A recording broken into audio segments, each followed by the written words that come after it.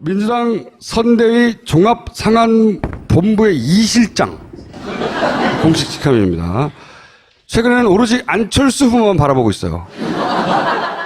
맹렬히 안철수 후보 BW에 꽂혀가지고 지금 BW 박사가 되어가고 있는 박범계 선수를 모시겠습니다.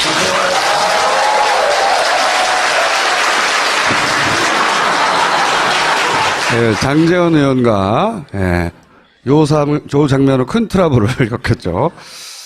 자, 간단하게 순서는 토론회 총평을 하시고 그 다음에 누군가 한 후보를 정해서 패시든지 아니면 모두를 패시든지 상관없고 그 외에 뭐 얘기하는 과정에 간단한 질문 정도. 네. 토론회 총평부터 하시자면 간단하게 지난 토론회 총평.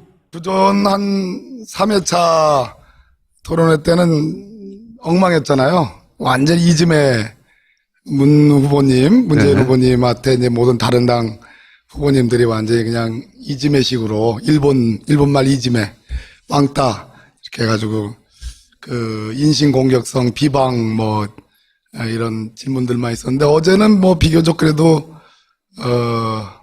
정책성 이런 공방이 오고 가면서 바람직했다고 평가를 합니다. 그러다가 갑자기 군대 내 동성애 문제가 이제 불거지면서 조금 서운하신 분도 계시죠? 그게 서운한 문제가 아닌 것 같은데요. 아. 저는 궁금했던 게 그게 실언인가, 솔직한 마음인가, 아니면 전략적인 판단에서 그렇게 제가 보기엔 말렸어요. 하셨나? 말렸어. 쉽게 생각했다기보다는 그 주제가 굉장히 이제 중요한 주제인데 지금 이제 군형법상 금지되어 있거든요. 처벌되고. 네. 근데 이제 제가 드리고 싶은 말씀은 뭐 전략적인 판단이나 무슨 뭐 그런 건 아니라고 보여지고 이제 후과가 좀 있는 건 맞아요. 맞는데 제가 SNS에서도 말씀을 드렸는데 우리나라의 민주주의, 전 세계 민주주의는 다 대체로 선거를 통해서 다수결의 원리에 의해서 이제 민주주의를 구현해 가잖아요. 그런데 그 다수결의 원리에만 충실하면 소수자의 인권, 소수자의 가치가 보호되지 않으니까 대체로 소수자의 보호는 법원이라는 사법부에 이렇게 맡겨져 있어요. 미국에서 소위 동성혼이 이제 합법화됐는데 그것 역시 대통령 선거 과정이나 또는 미국의 수많은 주지사 선거에서 이것이 공론화되고 뭐 후보들이 공약하고 뭐 약속하고 이렇게 해서 풀린 문제가 아니고 궁극적으로는 미국 법원이 오랜 시민사회에 이제 특히 성소수자 관련된 그분들의 요구들을 법원의 판결로 인정함으로써 합법화됐거든요. 그래서 제가 말씀드린 취지는 선거 국면에서 이런저러한 이해할 수 있는 상황 또 다른 한편으로 거기에 대해서 굉장히 좀 서운하게 생각하고 문제 제기를 하시는 분들도 역시 마찬가지로 이해할 수 있는 상황 이렇게 예상치 못한 질문이었던 것 같아요. 예상치 그러니까 못한 말렸다는 질문이었고. 것처럼 네, 네. 큰 왜냐면은 기술이 군대 내에서 동성애를 합헌으로 아니요. 그거는 이제 현행법상 금지되어 있고 그런데 제 말은 법과 제도의 문제로 처음에 질문을 던졌다가 그렇습니다. 거기서 갑자기 소수자 인권 혹은 동성애에 대한 개인적인 인식 이런 차원으로 뒤섞어서 기본적으로 이제 문재인 후보님은 평생을 이 정치권보다는 평생을 변호사로서 인권 변호사로 살아왔기 때문에 법에 대한 규정이 딱 떠올랐을 거라는 생각이 들고 제가 물론 직접 대화를 나눈 건 아니지만 그게 뒤섞으면서 명쾌하게 분리해서 답변하지 못했고 일단 동성애하고 동성혼은 구별해서 답변을 나중에 했었어요. 가서야 그것도 그 심상정 후보의 지적이 있자 아차 어떤 경우에도 이것을 이유로 차별 대우를 해서는 안 된다는 얘기는 분명히 말씀드렸는데 그것이 부각되지 않고 여러 가지가 섞여가지고 일반적인 의미의 제가 보기에는 한 번은 정리를 하셔야 돼요. 일반적인 의미의 동성애에 대한 취향과 뭐 이런 식으로 조금 이게 왜곡된 측면이 있다. 아니 왜곡됐다기보다는 그런 소지를 주셨지. 예. 근데 제가 보기엔 정리는 하셔야 될 그러니까 홍준표 후보가 노렸던 건 원래는 노렸던 것은 동성애 관련돼서 대부분 찬성 의견을 낼 거라고 보고 그러면 그걸 잡아가지고 주말에 교회에 뿌리려고 한 거거든요. 대형교회. 네, 대형 교회에 봐라. 그 홍준표식의 큰 기술이 확 들어간 거예요. 그런데 그거는 실패했어요. 교회에 뿌릴 게 없어요. 그래서 종편에서 이거 가지고 막 키우질 않아요. 왜냐하면 우리 사회가 대단히 이 문제에 대해서 보수적이라 70-80% 이상이 정서적으로 가진 거부감이 있기 때문에 교회도 그렇고. 사형제 가지고 뿌리지 않을까요? 사형제 반대한다. 그건 약해. 약해요? 예. 그래서 그걸 뿌리고 싶어서 그걸 던진 건데 홍준표 프레임에는 안 들어갔어요. 그 차원에서는 실패인데 어떤 차원에서는 절반의 성공이냐면 예기치 않게 진보 진영에서 이게 이제 파편이 날라오는 거죠. 그러니까 어쨌든 진영의 논란을 만들어냈기 때문에 절반은 성공한 거죠. 그리고 그런 의미에서는 말려 들어갔다. 그래서 제가 보기에는 이게 대세를 바꾸거나 결정적인 차이를 만들어내지 못하지만 그 문 후보의 논리적 일관성이나 입장 정리를 위해서는 뭔가 한번 말을 하긴 하셔야 되는 것 같고. 근데 그거는 문재인 후보가 할 일이고 지금 오늘 나오신 박 선수는 임무가 다릅니다. 다른 후보에 대한 총평은 필요 없으시고요? 제가 하고 싶은 얘기가 오늘 준비된 게 있어요. 따로 있어요? 예. 자, 그러면 다음. 송민순 진실공방. 이분은 반드시 처벌을 엄하게 받아야 됩니다. 아주 중한형으로. 왜냐하면 기본적으로 첫째로 이분은 참여정부에서 외교부 장관을 했다는 그것을 떠나서 어떤 정부든 간에 장관을 하신 분이 그 장관 중에 지득한 사실, 그것이 사실 진실도 아니에요. 아주 단편적인 일부 사실을 가지고 작년 국감 때 한번 써먹었잖아요. 그러면 그때는 그나마 이해할 수 있었는데 그거를 대선을 20일도 안 남겨놓은 상황에서 썼단 말이에요. 이거는 선거판을 뒤집기 위한 문재인 후보가 1등, 압도적인 1등 가고 안철수 후보가 좀 밑으로 이제 다운되고 점점 떨어지는 상황. 그리고 홍준표, 유승민 이런 분들은 전혀 존재감이 없는 이 선거판을 뒤집기 위한 것으로 보여지지 않을 수가 없는 거예요. 그렇지 않습니까? 이분은 더군다나 장관 이후에 국회의원을 하신 분이에요. 정치를 잘 아시는 분입니다. 그런데 제가 제기하고 싶은 문제는 이분이 이 문제를 제기함으로써 만약에 예를 들어서 이분 말이 진실이고 문재인 후보의 말이 거짓이라면 문재인 후보의 인기나 지지도는 떨어지겠죠. 상대적으로 누가 올라가겠습니까? 모르겠습니다. 내통을 했는지 서로 공모를 했는지 그거는 모르겠습니다. 이렇게 해야지 제가 처벌받지 않으니까.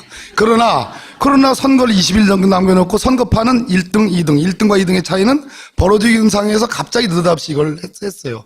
이분이 그렇게 매사에 담대하게 처벌받아도 괜찮아 그런 식의 그 돈키호테가 아니거든요. 제가 아는 이분의 성품상. 근데 이걸 까다는 게 좀 이상하네. 이거를 공개한 거는 그것이 진실도 아닌데 저는 신북풍 공작, 색깔몰이 더 나가서 이것은 선거판을 뒤집기 위한 선거법 위반 소지가 있다. 그래서 저희 선거대책위원회에서 이분을 4개 범죄로 고발했습니다. 선거법 위반, 후보자 비방, 그다음에 출판물에 의한 명예훼손, 그다음에 대통령 기록물 관리법 위반, 그다음에 공무상 비밀 누설. 이 4가지. 이 4가지가 경합범이거든요. 그래서 이분은 4가지 경합범이기 때문에 가중처벌돼가지고 엄벌을 받을 가능성이 높아요. 판사 출신으로서 볼 때. 네. 그래야 됩니다. 저는 제가 진짜 핏대가 올라가지고 이분은 어떠한 경우에도 선거가 끝나더라도 저는 가만히 두지는 않을 거다. 정말로 이거는 있을 수 없는 거예요. 이거는 우리한테 불리하고 유리하고의 문제가 아니라 다시는 남북관계상에 특히 양국 정상 간에 있었던 14 정상선언과 관련된 그걸 통칭이라고 합니다. 그건 사법적 판단의 대상도 아니에요. 대통령의 고독한 결단의 문제거든요. 그것을 한 10년이 훨씬 지난 시점에서 사실을 왜곡해가지고 그걸 깐다? 이거는 앞으로 우리 정부든 다른 정부든 간에 이러한 소행이 다시는 일어나면 안 된다는 그런 차원에서 제가 말씀드리는 거예요. 큰일 났고요, 이제. 이분이 작년에 그 회고록에다가 문재인 실장이 확인해보자고 결론 내렸다 이겁니다. 북한의 의사를 확인해서 결론 내자. 이거예요, 이 사람의 주장이. 그 다음 한번 보십시오. 그러고 나서 엊그저께 중앙일보 인터뷰가 결의안 투표에 대한 의견을 문재인 비서실장이 물어보자며 북한과의 접촉을 지시하고 이를 반영했다. 완전히 문재인이 모든 걸 기획하고 결정하고 북한의 의견을 물어서 기권 여부를 결정하자는 주장이잖아요. 주인공이 문재인. 이게 본질이에요. 진짜 이것이 맞느냐 안 맞느냐. 이게 본질인데, 자, 다음 보시면 김경수 대변인이 깠습니다. 저희들도. 왜? 이것을 정당방위라고 그러는 거예요. 그죠? 저쪽에 불법을 저질렀으니까 우리는 가만히 있으면 바보 멍충이가 되잖아요. 그래서 우리도 깠어요. 정당방위 이거는. 자, 노무현 대통령이 2007년 11월 16일 이번엔 기권으로 하자. 이렇게 기권하는 것을 하자 이렇게 결정했어요. 자, 그러고 나서 2007년, 그러고 나서 계속 이분이 그 객이니까, 그죠? 혼자 유독 그렇게 주장하니까 11월 16일이 아니고 18일에 저는 잘못됐고, 백존청 안보실장이 다시 한번 확인합니다. VIP께서 기권으로 정리했다. 분명하게 나와 있는 거예요. 자료 다 있어요. 자료 다 있습니다. 자, 다음. 자, 그리고 나서 북에 보낸 통지문 19일자입니다. 우리가 어떤 입장을 취하든지 간에 남북관계에는 영향을 미치지 않을 것이다. 자, 이 말이 북한의 의견이 무엇입니까? 그 의견을 참조해서 우리가 결정하겠습니다로 보이지는 통지문입니까? 그거 아니잖아요. 우리가 어떤 입장을 취하든지 간에 우리는 내부적으로 기권이라는 의사결정을 내렸는데 우리 결정이 어떤지 간에 불과 40일 전에 했던 14 남북 정상선언의 그 취지에 훼손은 가지 않을 것이다라고 북한을 일종의 통지하고 너무 기분 나빠하지 말라는 취지지 북한의 의견을 들어서 결정한다는 취지가 아니잖아요. 자, 다음.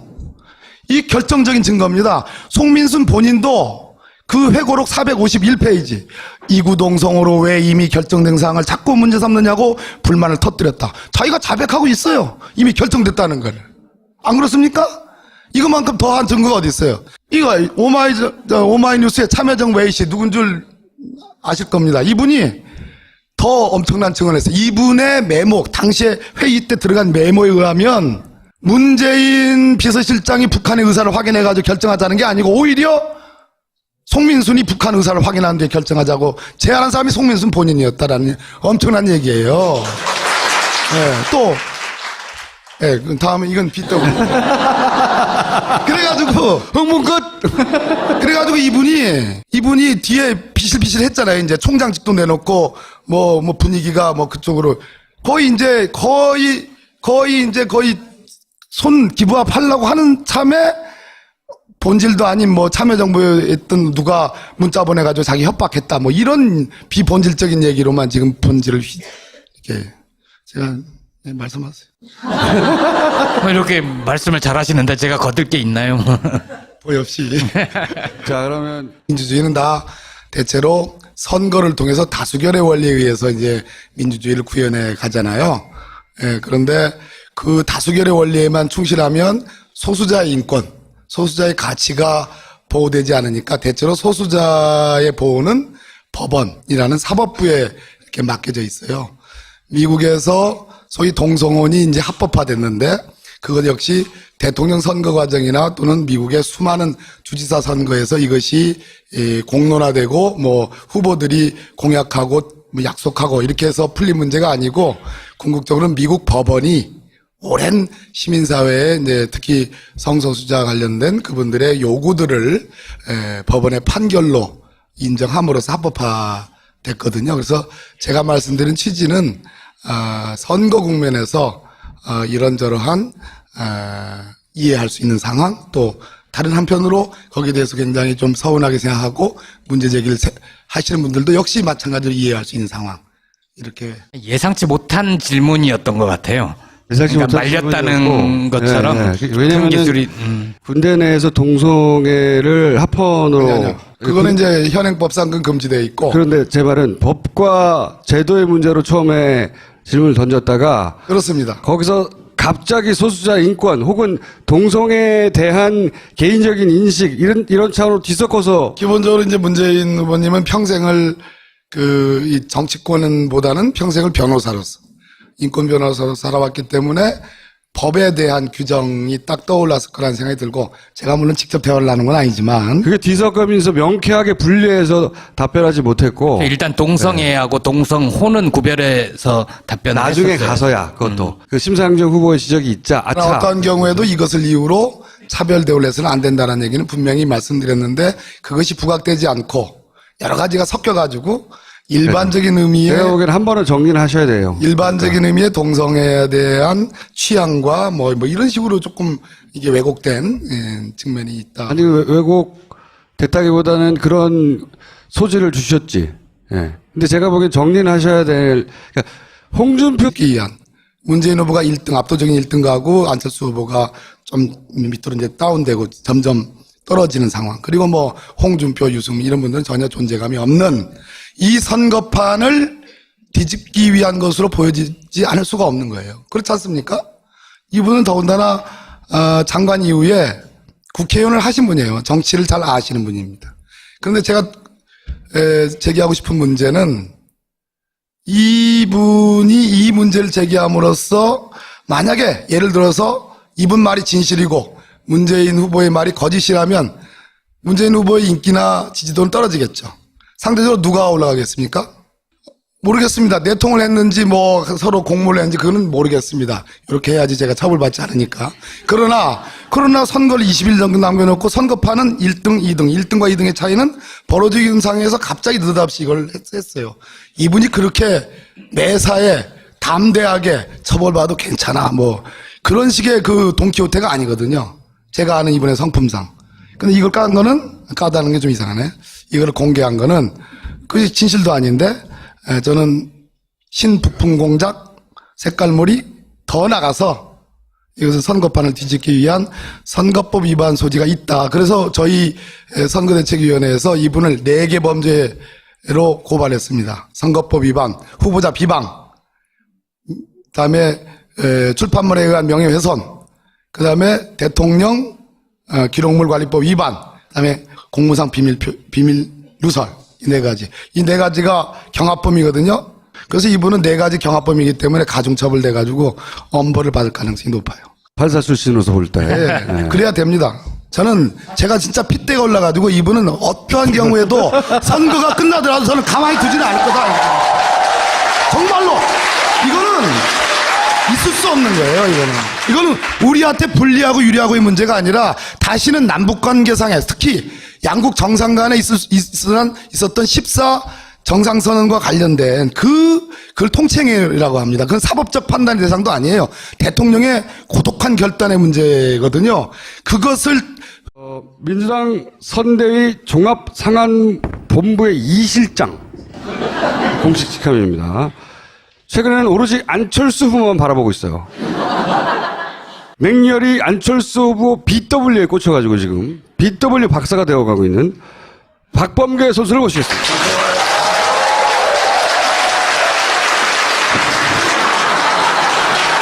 네, 장재원 의원과 요 장면으로 큰 트러블을 겪었죠. 자, 간단하게 순서는 토론회 총평을 하시고 그 다음에 누군가 한 후보를 정해서 패시든지 아니면 모두를 패시든지 상관없고 그 외에 뭐 얘기하는 과정에 간단한 질문 정도. 네. 토론회 총평부터 하시자면 간단하게 지난 토론회 총평? 그전 한 3회차 토론회 때는 엉망했잖아요. 완전 이즘에 문재인 후보님한테 이제 모든 다른 당 후보님들이 완전히 그냥 이즘의식으로 일본말 이즘에 왕따 이렇게 해가지고 그 인신공격성 비방 뭐 이런 질문들만 있었는데 어제는 뭐 비교적 그래도 정책성 이런 공방이 오고 가면서 바람직했다고 평가를 합니다.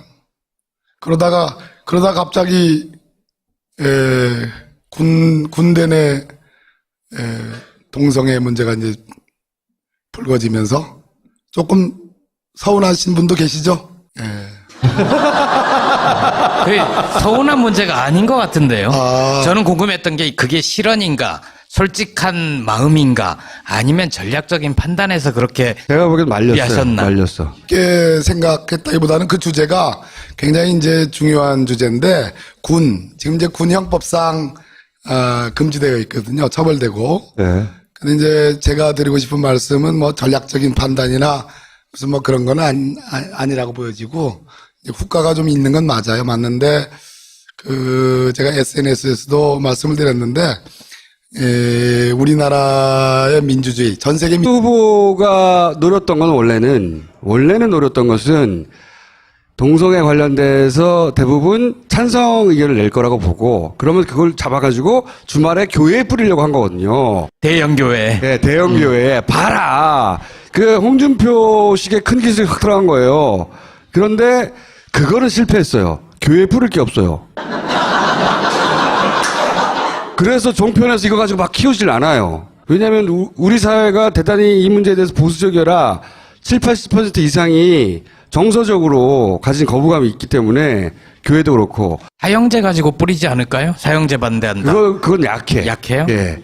그래서 그걸 뿌리고 싶어서 그걸 던진 건데 홍준표 프레임에는 안 들어갔어요.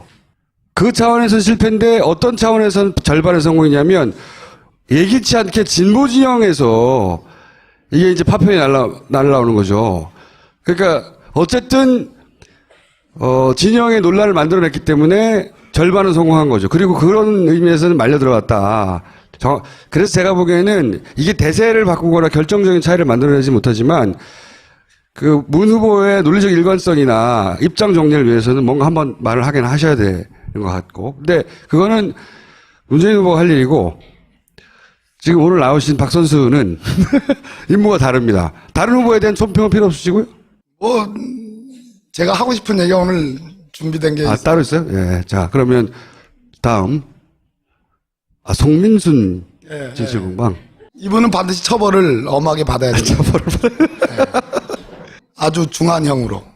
왜냐하면 기본적으로 첫째로 이분은 뭐 참여정부에서 외교부 장관을 했다는 그것을 떠나서 어떤 정부든 간에 장관을 하신 분이 그 장관 중에 지득한 사실, 그것이 사실 진실도 아니에요.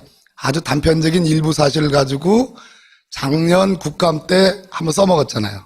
그러면 그때는 그나마 뭐 이해할 수 있었는데 그거를 대선을 20일도 안 남겨놓은 상황에서 썼단 말이에요. 이거는 선거판을 한 10년이 훨씬 지난 시점에서 사실을 왜곡해가지고 그걸 깐다?